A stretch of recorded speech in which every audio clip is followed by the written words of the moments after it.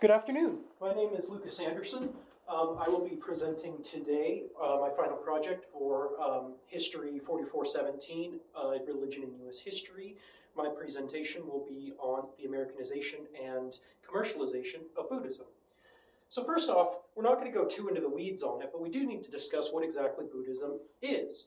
It is a religion system that is based off the teachings of a man named Siddhartha Gautama, who became later known as Buddha, and was lived sometime between 563 and 563 and 483 BCE.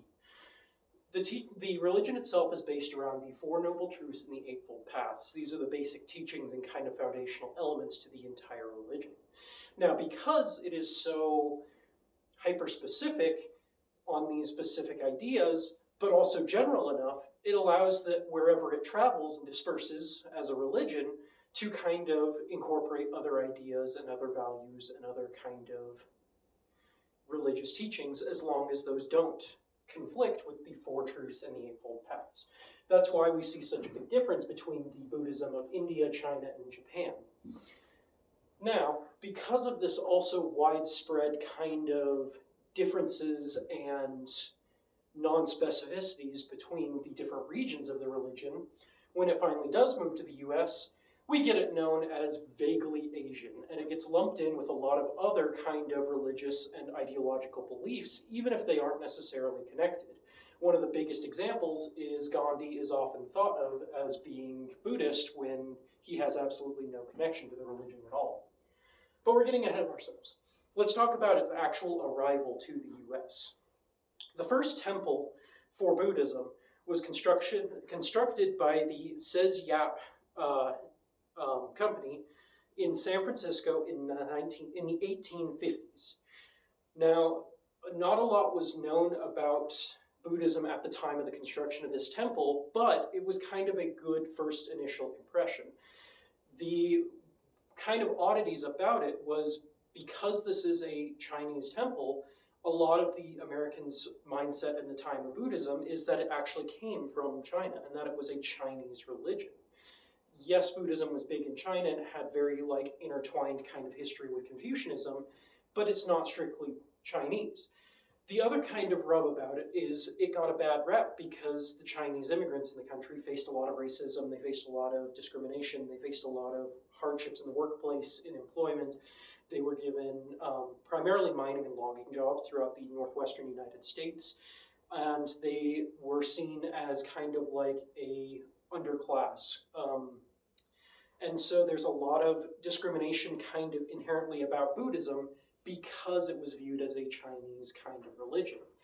And that also gave Buddhism this kind of vaguely Chinese kind of aspect to it, very similar to the vaguely Asian one. So in a lot of the more modern kind of Buddhist ideas and Buddhist kind of teachings that you see, you get a lot of these ancient Chinese sayings, ancient Chinese writings, these kind of weird quotes that come out of seemingly nowhere that get attributed to Buddhism, whether they actually are a part of Buddhism or not. So this continues for a large portion of the kind of knowledge of existence of Buddhism up until the time that I like to call the bumper sticker era. Now, the bumper sticker era is pretty easy to visualize in your mind, but it also goes back a lot further than you probably think.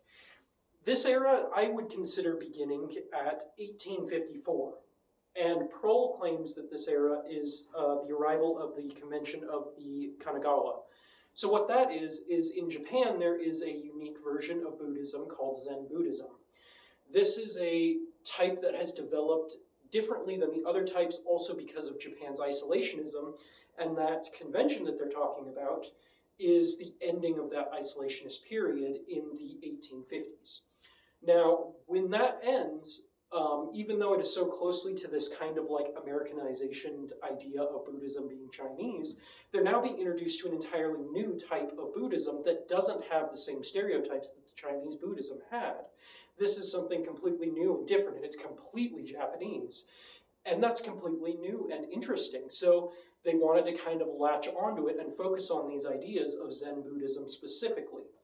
This carried on all the way into even some of the modern times with this idea of Japanese Buddhism and this kind of esotericness with it and this more heavy commercialization, both because of the economic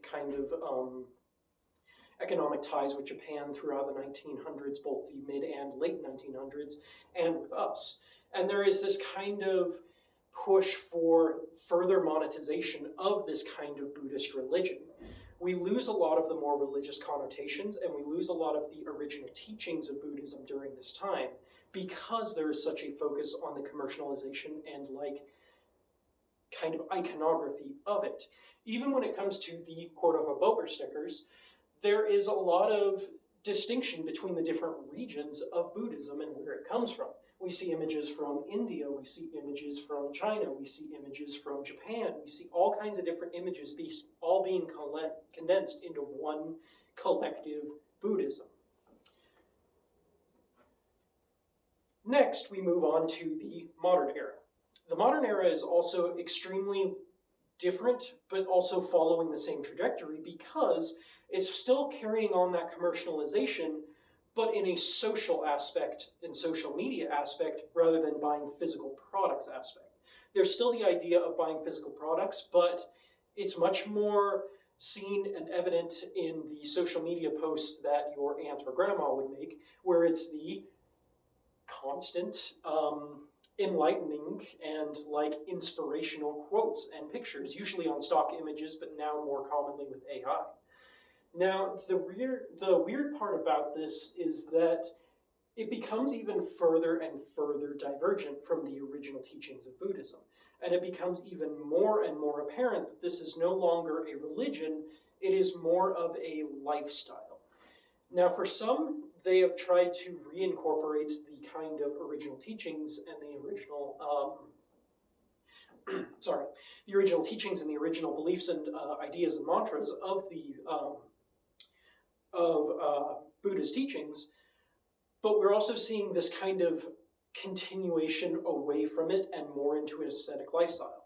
We see it a lot picked up in the spiritualist or even Wicca kind of traditions, picking up a lot of Buddhist imagery and practices. We see it in a lot of meditation and that kind of mindfulness lifestyle and therapies, also incorporating a lot of Buddhism in it, but not incorporating the religious teachings of it. And so we're seeing this kind of same little split even more farther into the non-religious ideas of it. Overall, there is a huge separation in today's kind of ideas between what is Buddhism and what is the religion of Buddhism. And there needs to be a lot more looking into these and seeing how they are different, but also how they compare and how they affect each other. Too often we look at things like capitalism and religion and say that they are inherently different or inherently combined, when the reality is that they are both parallel to each other, feeding off each other in different ways. And Buddhism is no exception, even if I would even go as far to say that it is more of the case with Buddhism than a lot of other religions, because a lot of other religions don't have this other aspect to them. Christianity is so intertwined with American culture and ideologically that it's not seen as a foreign religion or a foreign idea, it is American.